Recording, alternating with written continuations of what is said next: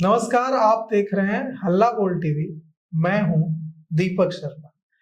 एक वाक्य का अच्छा विचार अगर आपके मन मस्तिष्क में उतरता है तो एक वाक्य का अच्छा विचार आपके जीवन को बदल सकता है, आपके जीवन को, आपकी जिंदगी को उन्नति की ओर ले जा सकता है।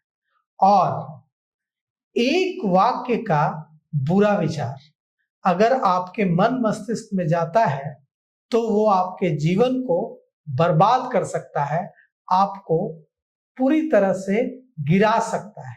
विचारों में इतनी ताकत होती है।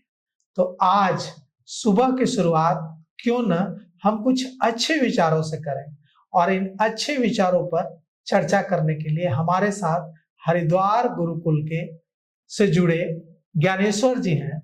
उनके साथ हम चर्चा करेंगे, लेकिन सबसे पहले हम आपको कुछ उन वाक्यों को पढ़कर सुनाते हैं जिससे आपको ऊर्जा मिलेगी। वाक्य हैं, ये वाक्य नहीं है, जीवन सूत्र हैं जिनके पालन से, जिन पर चलने से जीवन बदल सकता है। क्या है वे सूत्र? अहंकार से उतना ही सावधान रहो जितना एक पागल कुत्ते से। अहंकार से उतना ही सावधान रहो जितना एक पागल कुत्ते से। जैसे तुम विष या विषधर सर्प को नहीं छूते, उसी प्रकार सिद्धियों से अलग रहो और उन लोगों से भी जो इनका प्रतिवाद करते हैं। अपने मन और हृदय की संपूर्ण क्रियाओं को ईश्वर की ओर संचारित करो। दूसरों का विश्वास तुम्हें अधिकाधिक असहाय और दुखी बनाएगा। मार्गदर्शन के लिए अपनी ओर देखो, दूसरों की ओर नहीं। तुम्हारी सत्यता तुम्हें दृढ़ बनाएगी, तुम्हारी दृढ़ता तुम्हें लक्ष्य तक ले जाएगी। हारिए न हिम्मत। इस पर हम ज्ञानेश्वर जी से चर्चा करेंगे कि इसके क्या मायने हैं। दीपक भैया, जो पहली पंक्ति है कि हमें सिद्धियों से दूर रहना चाहिए, और अहंकार जो उसका कारण है, मतलब सिद्धियों के पीछे जो अहंकार है, तो वो एक बहुत बड़ा कारण है कि हमें गलत, हमारे जीवन को ये अहंकार या ये सिद्धियों के पीछे का अहंकार, ये हमें गलत एक डायरेक्शन में, गलत मार्ग में ले जाता है। तो कई लोगों का होता है अध्यात्म क्षेत्र में, बिल्कुल अपनी बात करेंगे या अगर आध्यात्मिक क्षेत्र के जो लोग हैं उनकी ही बात करेंगे, कि अगर हमें बैठे बैठे सब कुछ मिलने लगे, और ये जैसे होता है कि बैठे बैठे कर दिया, बैठे बैठे हो गया, बोल दिया यहाँ से, बैठे बैठे हो गया, तो वो निश्चय एक कुछ हद तक वो हमारे लिए उपयोगी होता है। हम लोग अहंकार पर बात कर रहे हैं। जो वाक्य हम लोगों ने पढ़ा, जीवन सूत्र पढ़ा, उसमें लिखा है कि अहंकार एक पागल कुत्ते के समान है।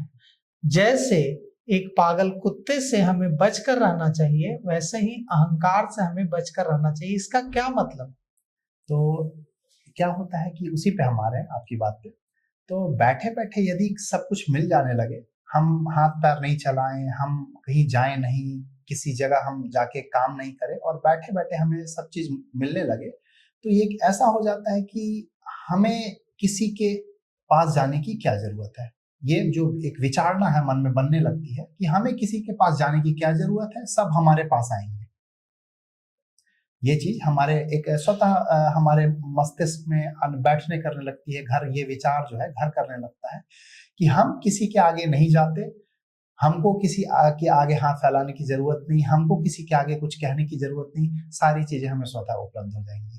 तो ये जो विचारना है, ये जो विचार है, ये जो थॉट प्रोसेस है, ये अहंकार का कारण बनता है कि हमें किसी के पास जाने की जरूरत नहीं, हम ही से किसी से कुछ कहने की जरूरत नहीं, हम अपने आप में सर्वश्रेष्ठ हैं, और हम जो हैं, मतलब हमें किसी के आगे कुछ करने की जरूरत नहीं, हमें बैठे बैठे सारी चीजें उपलब्ध हो जाएं, हमें सारी तमाम सुख सुविधाएं या फिर जो हमें चाहिए, जो भी आध्यात्मिक सुख सुविधाएं भी या भौतिक जो कैसी भी आधिदैविक, तो हमें हमारा लोक सही हो जाए, हमारा परलोक सही हो जाए। तो ये बैठे बैठे वस्तुतः जो भगवान ने हाथ पैर दिए हैं, तो वो चलाने के लिए दिए हैं, वो न कि सिद्धियों और उस चीजों को प्रयोग करके और घर में अपने मन मस्तिष्क में अपने शरीर में अहंकार को जगह देने के लिए।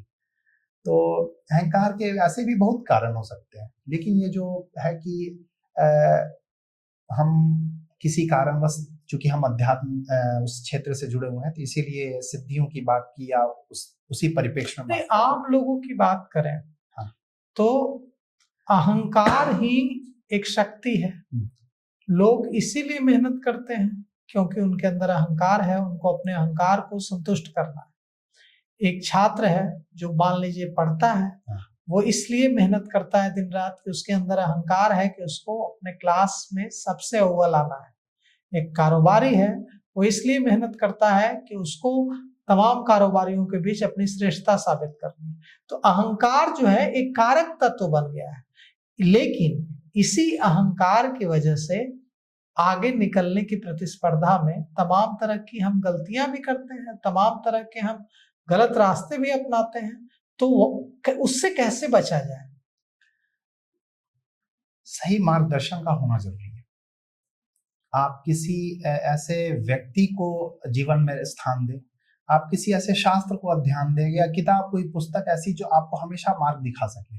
तो ये कोई ऐसी परिस्थिति आप जीवन में, कोई ऐसी परिस्थिति जो हमेशा आपको सीख देती हो कि विनम्र बने रहना चाहिए, चाहे हम कितने भी शक्तिशाली व्यक्ति हों या हमारे परिस्थितियां हमारे फेवर में हो, समय हमारे पक्ष में हो, तो हमें कुछ ऐसी परिस्थितियों से अपने अभिभावक या अपने शिक्षक या अपने कोई ऐसे व्यक्ति, बड़े भाई या छोटे किन्हीं के, या किसी आचार्य गुरु या किसी आध्यात्मिक व्यक्ति या कोई भी भौतिक किसी भी क्षेत्र के व्यक्ति से हम सीख सकते हैं कि हम चाहे हम कितने भी ताकतवर हो जाएं, हमारे पास कितनी भी भौतिक संसाधन या आध्यात्मिक जो है शक्तियां या सिद्धियां उपलब्ध हो, लेकिन एक समय कहीं वो अहंकार के कारण हमारे जीवन के पतन का कारण न बन जाए।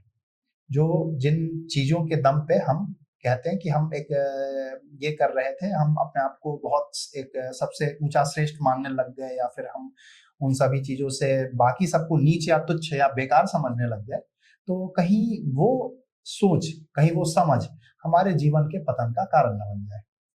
तो ये हम कैसे सीखें? तो किसी अच्छे किताब की मदद ले सकते हैं, किसी अच्छे मार्गदर्शक व्यक्ति की मदद ले सकते हैं। तो वो हमें निश्चित ही रास्ता दिखाएंगे कि आपको संभलने की जरूरत है, कि ये कहीं जो आपका जो मानना है कि हम, देखिए दीपक भैया, एक चीज होती है कि हम अच्छे हैं, ये ठीक है, बाकी सब भी अच्छे हैं, हम अच्छे हैं और बाकी सब भी अच्छे हैं, हम लोग सभी अच्छे हैं, ये समझ, ये जो समझ है ये ठीक है। लेकिन यदि ये समय ऐसे हो जाए कि हम अच्छे हैं और बाकी सब बेकार हैं, तो ये अहंकार को दर्शाता है।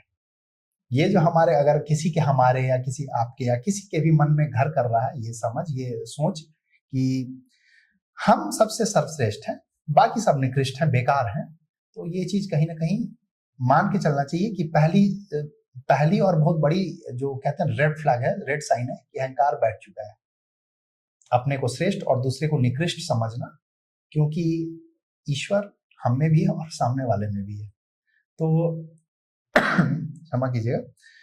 तो इसीलिए कि हम भी श्रेष्ठ हैं और सामने वाले भी अच्छे हैं, या सामान्य कहिए तो हम सभी अच्छे हैं, बस इतना ही। तो देखिए ज्ञानेश्वर जी क्या कह रहे हैं। ज्ञानेश्वर जी कह रहे हैं कि अगर आप अहंकार को अपने से दूर रखते हैं और कभी भी श्रेष्ठता बोध, सुपीरियरिटी कॉम्प्लेक्स को अपने नजदीक नहीं आने देते हैं कि मैं ही सर्वश्रेष्ठ हूं और दूसरे जो है वो मुझसे हीन है, तो आपकी उन्नति का रास्ता खुलेगा।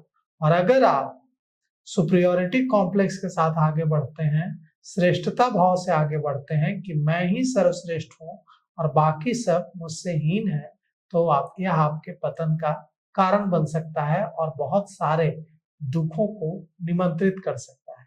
तो हम उम्मीद करते हैं कि हमारी आज की बातचीत आपको अपने जीवन को बेहतर विचारों से भरने में मददगार साबित होगी। तो फिलहाल इस पेशकश में इतना ही।